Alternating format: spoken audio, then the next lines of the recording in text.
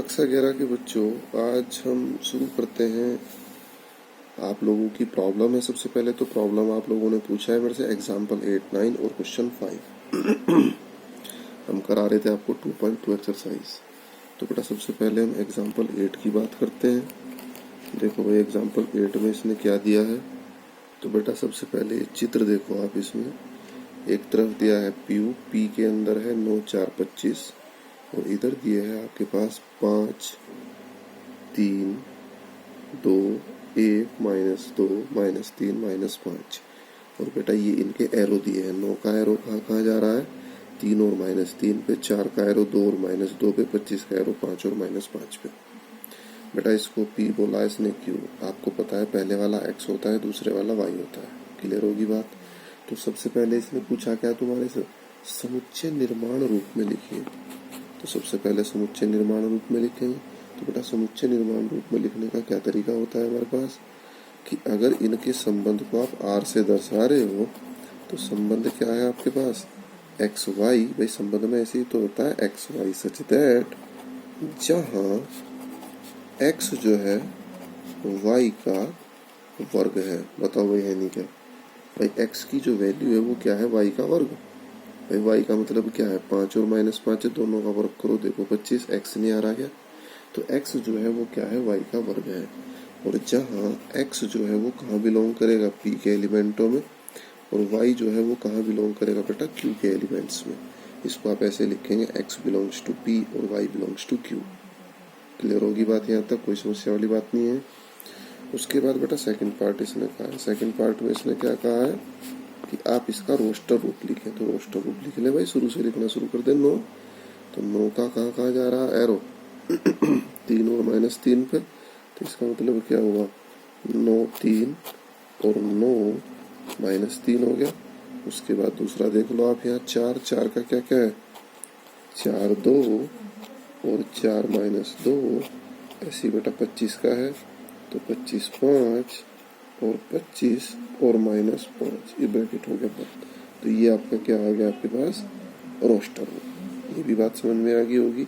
उसके बाद क्या पूछा भाई इसने तुम्हारे से, फिर ये कहता है इसके प्रांत और परिसर क्या है। तो बेटा प्रांत आप लोगों के याद होगा, प्रांत क्या था भाई कि ये जो प्रथम घटक के अवयव है इनसे बना समुच्चय। तो प्रथम घटक में 9 है, फिर से 9 है, 9 को फिर से तो हम लिखेंगे नहीं। अब आगे देखो 4 है और 25 है, तो 9, 4, 25, ये क्या कहलाएगा बेटा, इसका प्रांत। यहाँ तक की बात क्लियर होगी। 9, 4, 25 ये क्या कहलाएगा, इसका प्रांत। उसके बाद आता है परिसर। तो बेटा परिसर क्या बताया था आपको कि जो आपके द्वितीय कोटि के ये जो है ना इधर सेकंड वाले जो है, तो इन सबको लिख दो आप। यहाँ क्या क्या है, 3, -3, 2, -2, 5 और -5। अब बेटा तुम्हारे से सहप्रांत तो नहीं इसने पूछा, तो जब सहप्रांत पूछा नहीं तो तुम ही क्यों लिखोगे सहप्रांत बेवजह। तो ये बात मुझे उम्मीद है सबकी समझ आई होगी। बेटा समझ में आने के लिए आपको थ्योरी क्लियर करनी पड़ेगी। अगर थ्योरी क्लियर नहीं फिर बड़ा मुश्किल है। तो अब काम को आगे बढ़ाते हैं। तो बेटा हमारे पास उदाहरण 9 में ए दिया है इसने 1, 2 और बी दिया है 3, 4। और तुम्हारे से पूछा है इसने कि ए से बी में संबंधों की संख्या ज्ञात करो। संबंध नहीं पूछा, इस संबंधों की संख्या कितने संबंध बन सकते हैं। सबसे पहले आप ए क्रॉस बी करो। तो जब आप ए क्रॉस बी करेंगे यहाँ से तो कितने एलिमेंट आएंगे टोटल, यानी number of A cross B बराबर 4। क्योंकि भाई इधर भी 2 एलिमेंट है, इधर भी 2 एलिमेंट है, तो number of A cross B बराबर 4, यानी ए क्रॉस बी में अवयवों की संख्या 4 है। अब बेटा संबंध होता क्या है, कल भी तुम्हें बार बार परिभाषा लिखवाई कि संबंध जो है ए क्रॉस बी से बनने वाले समुच्चयों को कहते हैं। अब वो अलग बात है कंडीशन क्या क्या होंगी। अब यहाँ इसने ये तो पूछा नहीं भाई ये कंडीशन दे रखी तो संबंध बताओ। इसने केवल ये कहा कि कितने संबंध बनाए जा सकते हैं। तो बेटा संबंधों की जो संख्या है वो क्या है, ए क्रॉस बी के उप समुच्चयों की संख्या नहीं है भाई संबंधों की जो संख्या है वो क्या है, ए क्रॉस बी के उप समुच्चयों की संख्या। ओके भाई ए क्रॉस बी में जितने उप समुच्चय इतने तो संबंध बन सकते हैं मैक्सिमम, क्योंकि ए क्रॉस बी के उप समुच्चय होते हैं जितने भी संबंध होते हैं। तो बेटा उप समुच्चयों की संख्या क्या होती है, 2 की पावर n, और n का मतलब अवयवों की संख्या। और अवयव कितने एक रो से बी में 4, तो एक रो से बी से कितने उपसमुच्चय बन सकते हैं 2 की पावर 4, और 2 की पावर 4 को आप हल कर लो 16। तो यानी कितने बन सकते हैं संबंध यहाँ पर 16 संबंध बन सकते हैं। तो मुझे उम्मीद है ये भी बात क्लियर हुई होगी। अब हम चलते हैं एक्सरसाइज पे। तो एक्सरसाइज का क्वेश्चन नंबर 5 और एक्सरसाइज है आपकी 2.2। बेटा मैं फिर से आपको एक बात कह रहा हूँ कि आप लोग थ्योरी पक्की रखें। थ्योरी पक्की है तो कोई दिक्कत नहीं आएगी।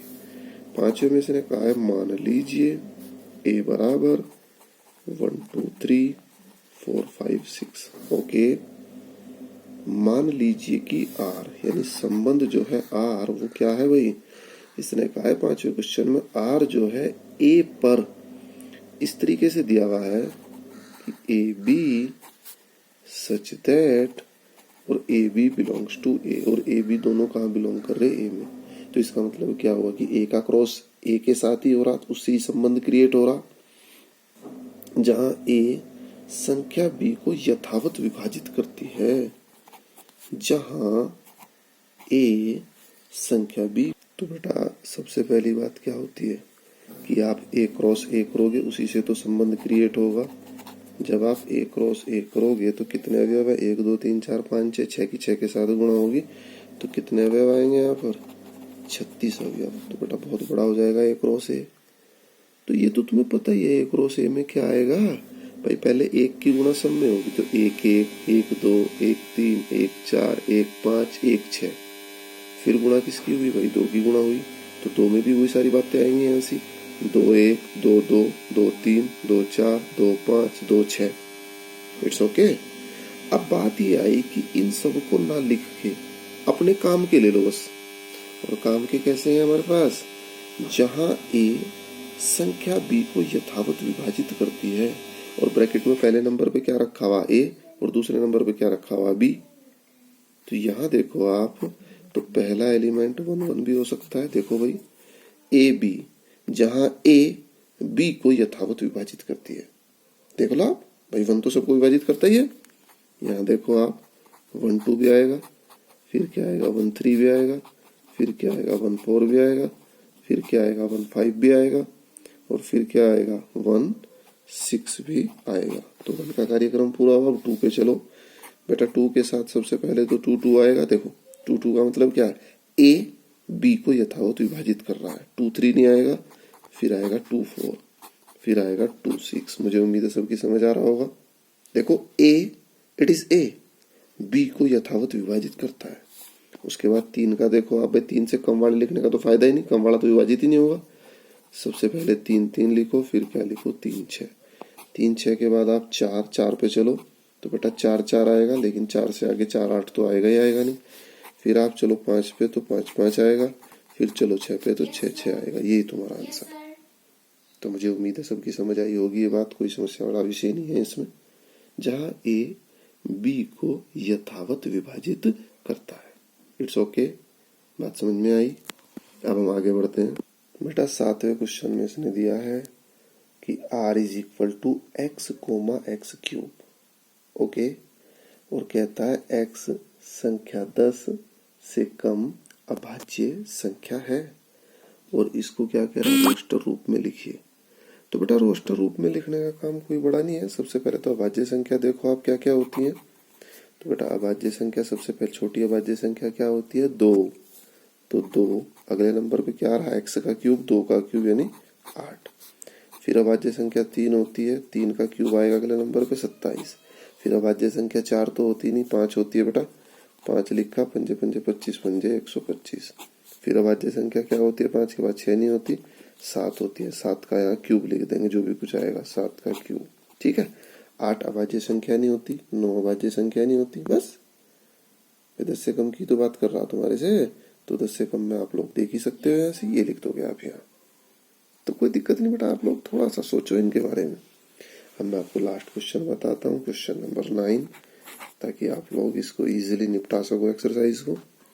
9वें क्वेश्चन में इसने बोला है, तो बेटा 9वें क्वेश्चन में इसने दिया है r बराबर, यानी संबंध जो है, रिलेशन जो है A B such that A B belongs to Z. कि ए बी दोनों कहाँ बिलोंग करते हैं, जेड में। और जेड क्या होता है बेटा, पूर्णांक। ओके, और पूर्णांक क्या होता है मैं तुम्हारे याद दिला दूं, 0 1 2 3 डॉट डॉट -1 -2 3 सारे आते हैं इसके अंदर, धन पूर्णांक भी और ऋण पूर्णांक भी।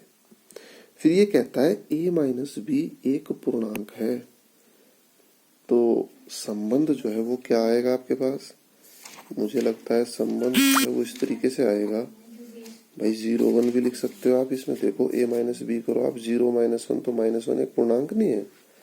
फिर आप यहाँ 1 1 भी लिख सकते हो, 1 में से 1 गया 0, ये भी एक पूर्णांक है। फिर आप यहाँ 1 2 लिख सकते हो, 1 2 भी एक पूर्णांक, 1 में से 2 गया -1, ये भी एक पूर्णांक है। फिर आप यहाँ -1 -3 भी लिख सकते हो, -1 -3 का मतलब जब आपने a माइनस किया तो -1 + 3 2 2 भी एक पूर्णांक है। तो बेटा यहाँ से तो आपको सारे ही लिखने पड़ेंगे भाई, यहाँ से तो आप कोई सा लिख लो वही सेट बैठ रहा।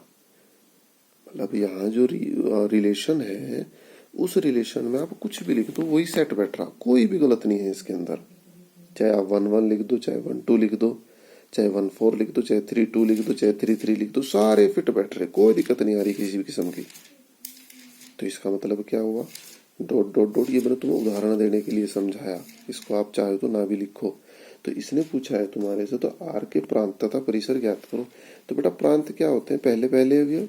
तो पहले पहले का मतलब क्या, जब सारे ही आने भाई, जब आप यहाँ सारे ही लिखने के लिए एलिजिबल हो, आप यहाँ -1 भी लिख सकते हो, आप यहाँ -2 भी लिख सकते हो, 0 भी लिख सकते हो, 1 भी लिख सकते हो, 2 भी लिख सकते हो, 3 भी लिख सकते हो। तो इसका मतलब क्या हुआ, पहले पहले सारे अवयवों को अगर मिलाकर एक सेट बनाए जो आपका प्रांत होगा तो वो तो जेड ही होगा, पूर्णांक होगा पूरा का पूरा। तो इसका मतलब प्रांत क्या हुआ बेटा, इसका प्रांत भी जेड हुआ इसका, और परिसर में भी सारे आएंगे तो परिसर भी क्या होगा इसका, जेड। समझ गए आप लोग भाई, जेड क्या है, पूर्णांकों का समुच्चय। तो आप ये जो यहाँ रिलेशन लिख रहे हो तो इसमें पहले नंबर पे भी आप सारे पूर्णांक लिखने के लिए एलिजिबल हो, दूसरे नंबर पे भी सारे पूर्णांक लिखने के लिए एलिजिबल हो। तो इसका मतलब क्या हुआ कि भाई प्रथम घात वाले जितने भी हैं सारों को मिला के आप एक सेट बनाते हो तो वो क्या बनेगा, एक पूर्णांकों का समुच्चय, इसको लिखेंगे जेड से। जब आप सेकंड नंबर वाले के द्वितीय घात वालों को सारों को मिलाते हो और एक सेट बनाते हो तो वो सेट बनेगा पूर्णांकों का समुच्चय, उसे भी आप जेड से लिखोगे। इसका मतलब प्रांत भी क्या है, जेड, और परिसर भी क्या है, जेड। तो बेटा बीच में मुझे लग रहा है एक आधी क्वेश्चन छोटा होगा शायद, तो वो आप निपटाओगे। कौन सा मुझे लग रहा, होमवर्क में जो है वो एक तो मुझे लग रहा 6ठा छोटा और एक 8वां छोटा, ज्यादा काम नहीं है। बट आज के लिए थोड़ा ही काम मैं तुम्हें दे रहा हूँ ताकि तुम लोग बैलेंस में रह सको।